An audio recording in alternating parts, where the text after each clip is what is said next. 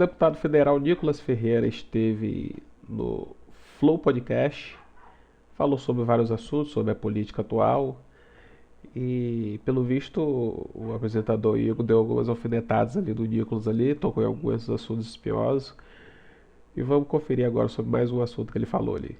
Se eu não me engano, nesse corte ele fala sobre casamento homoafetivo, se ele apoia ou não, sobre conservadorismo. Vamos dar uma conferida, mas antes de assistir o vídeo abaixo, não se esqueça de dar um like nesse vídeo e se inscrever no canal se você não é inscrito, para ajudar a gente a crescer. Cara, eu acho que hoje, assim, existem muitos rótulos, né? E antes de mais nada, antes de eu estou político, mas eu sou cristão. Então eu acho que a minha melhor denominação é ser cristão. Querer ser parecido com Cristo, ponto. O discurso de Deus, Pátria e Família ainda continua fazendo sucesso, né? Uhum. Agora, em âmbito político, é claro, eu me identifico com o conservadorismo, no sentido de conservar aquilo que é bom. Então, poxa, o casamento tem dado certo há anos, então quero conservar isso. Estou casado há 2 anos, tenho uma filha, a Aurora, e minha filha está para nascer agora, a Serena. Estou casado com a Lívia. Respeitar os pais tem dado certo, então quero conservar isso.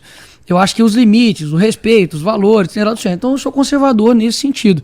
Mas eu não me coloco, cara, como assim, digamos, uma liderança da juventude conservadora. Até mesmo porque eu recebo todo tipo de público, bicho. Assim, desde as pessoas, enfim, mais velhas, mais experientes, até adulto, adolescente, criança. Eu fico assim, absurdado quando criança gosta de mim. Porque, cara, eu com 12 anos eu não tava... Olhando política, cara. Eu tava ajudando, sei lá, o Goku a fazer Gekidan, sabe? Eu tava lá assim, ó. Então, pra mim é algo novo. Eu falo, cara, que loucura. Ao mesmo tempo, fico muito grato com isso. Então, eu não me coloco, digamos assim, como líder da juventude. Rapaz, você pode até não gostar do cara como político, como pessoa, mas não pode negar que o cara é carismático. Juventude conservadora, que eu acho que a minha voz ultrapassa as faixas etárias aí, cara. Entendi. E aí, ser conservador é manter aquilo que tem funcionado. É o que tu disse aí, né? Mas existem algumas coisas que seriam consideradas, por exemplo, não sei avanço, mas transformações na sociedade, né? Por exemplo, você mencionou o casamento. Por ser um conservador cristão, eu suponho que tu não gosta muito da ideia do casamento gay, por exemplo. Tu não gosta muito. Eu vou explicar, mas vai. Então, mas o ponto é que, assim, em que medida que a gente ter vamos lá, você é um cara cristão e, portanto, Sim. A maioria das coisas vem da doutrina cristã. Até que ponto tu acha que a gente deveria ter como política de Estado coisas que são muito identificadas com religiões em geral?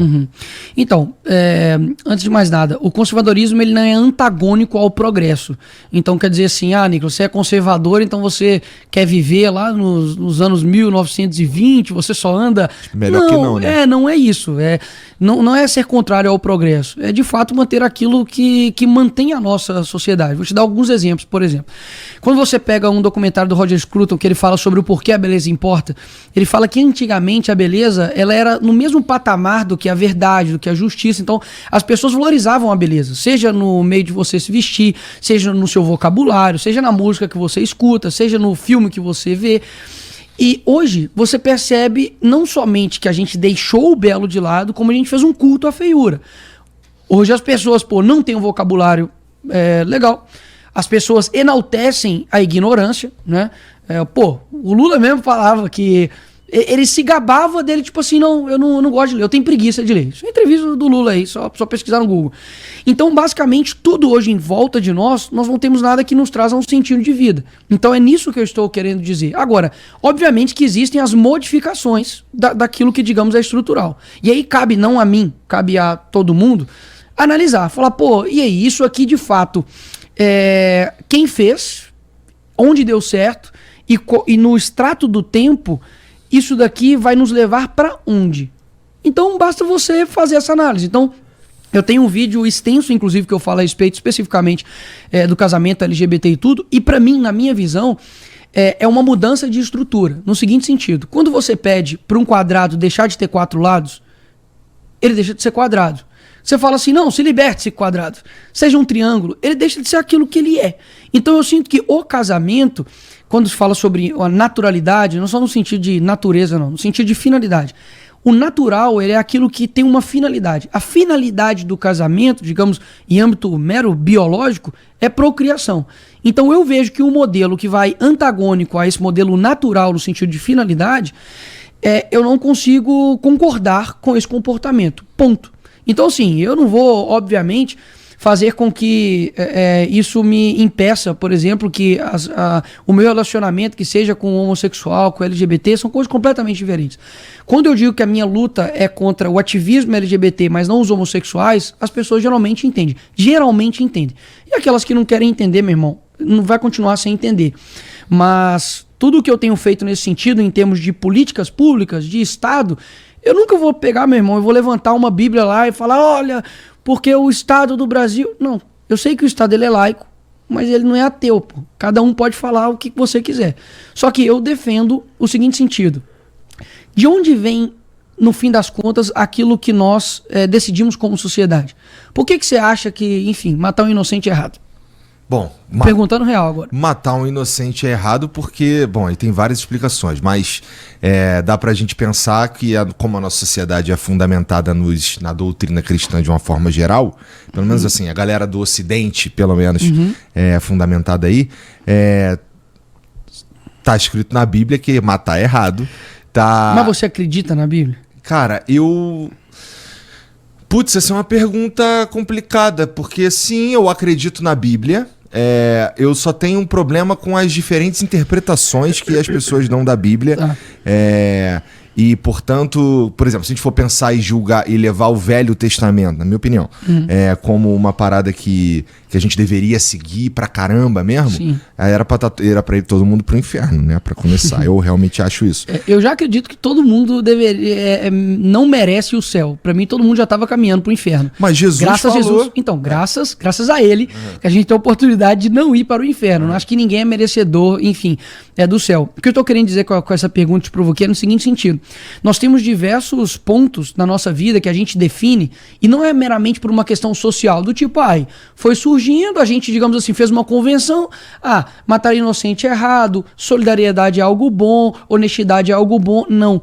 Existem, eu acredito que, verdades universais. Eu acredito que da mesma forma como existem valores morais subjetivos, como por exemplo, qual que é o sorvete que você mais gosta? Eu gosto de sorvete de chocolate. É mais fácil você perguntar do cigarro, né? Qual cigarro você mais gosta? Mas enfim, chocolate. É subjetivo, pô. Eu não vou, o meu é baunilha. Você pega, por exemplo, alguns países, como por exemplo a Irlanda, o homem culturalmente usa, né, aquela saia lá pra tocar aquela parada lá. Aqui no Brasil, não. Então isso são coisas subjetivas. Agora, eu acredito que existem valores morais objetivos universais. Em qualquer lugar do mundo, mesmo que você tenha, talvez, por exemplo, uma cultura específica indígena que, por exemplo, comete infanticídio. Porque existem culturas, inclusive aqui no Brasil, onde quando nasce um gêmeo, eles acreditam que uma alma é boa e outra alma é má.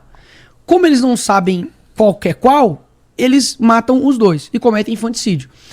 Isso eu não digo que é errado porque simplesmente, eu fiz durante a minha vida, eu acredito que isso seja errado. Não, há uma construção, obviamente, social, mas há uma construção racional desse pensamento.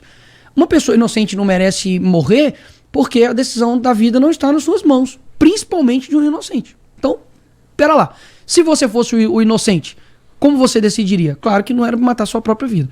Então, quando eu compreendo que existe aqui, digamos assim, um círculo perfeito, que você só pode atingir na matemática, ou eu acredito também que você possa atingir com Deus. Deus consegue fazer um círculo perfeito. Se eu faço um círculo aqui, você concorda comigo que eu vou ter um referencial perfeito do que é um círculo? Então, você fez um círculo, não está muito parecido não, porque esse aqui é o meu referencial. Com relação aos valores, eu acredito que seja da mesma forma. Então, o que é justiça? Então, eu, Nicolas, como cristão, eu olho para Deus e vejo o que é justiça. Tá? Quanto mais próximo dele, mais justo é. O que é a verdade? Quanto mais próximo do que está do meu referencial, é isso. E quando você pega, quando Dostoiévski fala, né, olha, se não há Deus, tudo é permitido, é porque se você tira o nosso fonte de moralidade, concorda comigo que cada um vira Deus de si mesmo? Então você pode alegar algo que, enfim, vai ser a verdade. Eu posso alegar algo que vai ser a minha verdade. Cara, eu acho que hoje, assim, existem muitos rótulos, né? Interessante ponto de vista. Porém, se uma pessoa acredita que ela só deve ser boa por ela acreditar em algo maior, por acreditar em Deus, porque Deus assim aconselha. A pessoa deve rever seus conceitos, né? Se for assim, todo ateu então poderia ser ruim, que ele não acredita em Deus, não depende de Deus para julgar essa moralidade. E você, o que acha dessa fala do Nicolas Ferreira? Deixe sua opinião nos comentários. Não esquece de se inscrever aqui no canal se você ainda não é inscrito. Dê um like nesse vídeo, tamo junto e até a próxima.